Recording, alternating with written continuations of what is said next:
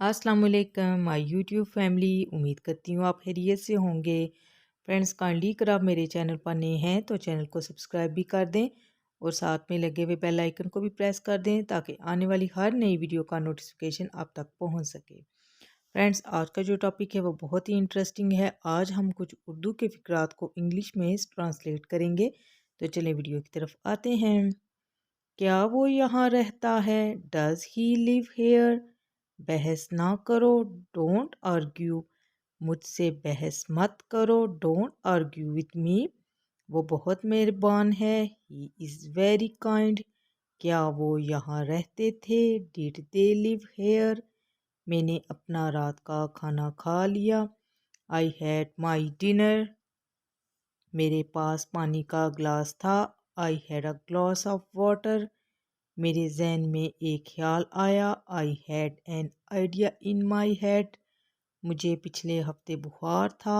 I had a fever last week. मुझे शक था। I had a doubt. कल मेरी मीटिंग थी। I had a meeting yesterday. मेरे कुछ सवालात थे। I had some questions.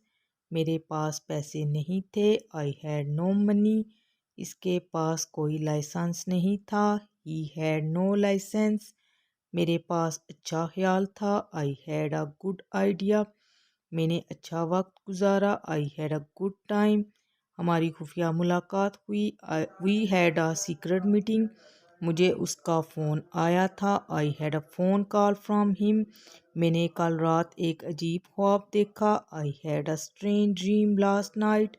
मेरे बैंक में बहुत पैसा था। I had a lot of money in my bank. मुझे खाना पड़ा। I had to eat. मुझे बहुत मुतालिया करना पड़ा।